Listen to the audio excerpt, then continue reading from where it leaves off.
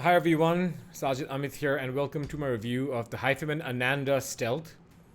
So, it's a bit, I think, both interesting and frankly a bit boring at the same time to review HIFIMAN headphones because a lot of these HIFIMAN headphones, whether it's the Sundara and then the Ananda Edition XS, all the way up to an Aria, if you look at the frequency response charts, they do, graph very similarly.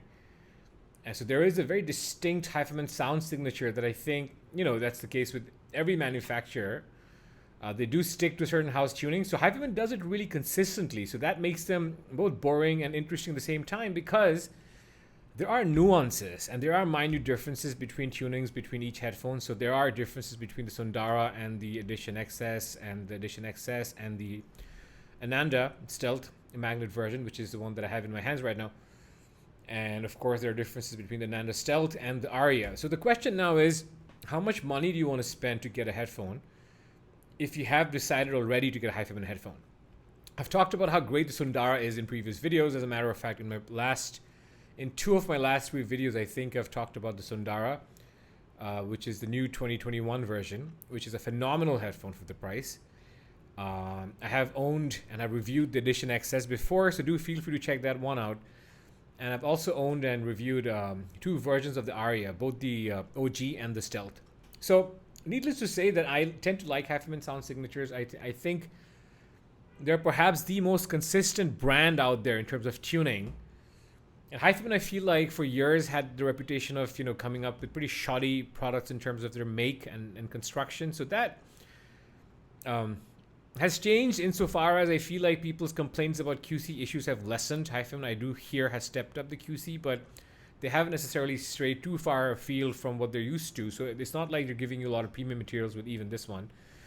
So just to talk about the aesthetics, construction, and all that for the Ananda Stealth, it is pretty standard HIFIMAN affair. I find this clamp to be enormous.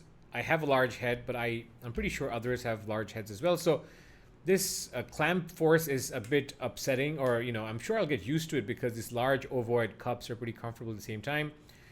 And there isn't a lot of other sorts of movements happening with the cups or the yokes. So if you have a large head, you might want to audition first. And again, the typical HIFIMAN stuff. You have a dual headband system, the comfort strap, the sort of adjusting mechanism that you get with the Sundara, which leaves marks, of course. The marks will come out here, which can be a bit upsetting if you are, OCD about these sorts of things. Large ovoid cups. Ovoid cups have some correlation with soundstage, I've realized, with HIFIMAN headphones, although, and I think Dr. Fanbian also mentions that in an interview of his. So yeah, I mean, and some people are not a fan of these ovoid cups because some people feel it puts pressure on the side of their jaw. But I tend to favor the ovoid shape in favor of, instead of the round shaped HIFIMAN headphones. So that's that. It doesn't creak or anything, and in some ways it just feels slightly sturdier than a Sundara. I'm not exactly sure what gives the sturdiness, or what makes this feel more sturdy, but it does feel slightly sturdier in my hands. Almost as if a greater amount of attention was paid to the fit and finish of this headphone relative to the Sundara. Now, to talk about sound, which is basically what I like to talk about, I feel like this is HIFIMAN at its best. It is the classic HIFIMAN tuning, but I feel like this is one of the best renditions or one of the best manifestations of the HIFIMAN tuning with a very flat bass, a well-extended flat bass, so you get a nice amount of sub-bass, growl, kick, call it what you will. There's texture. There's also some mid-bass energy. And there's pinna gain, and the treble is, I think, relatively polite. So I find the treble here to be a lot friendlier compared to a Sundara, even the Sundara 2021 version, and friendlier than an Edition XS and friendlier than an Aria. So if you find any of these other HIFIMAN headphones peaky, shouty, or either because it's got too much of a mid-lower treble energy or because of the upper mid lift in around the pinna gain region, this might be your cup of tea because this is friendlier sounding, this is warmer sounding, and great imaging HIFIMAN does do imaging really well, so I did notice that images were quite distinct and sort of popping out of different parts of the stage.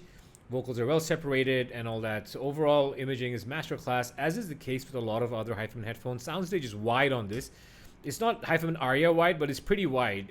I feel like it's as wide as an Edition XS. Although I felt this was slightly different in that the Edition XS also had a little better layering, but this is just wider in many ways.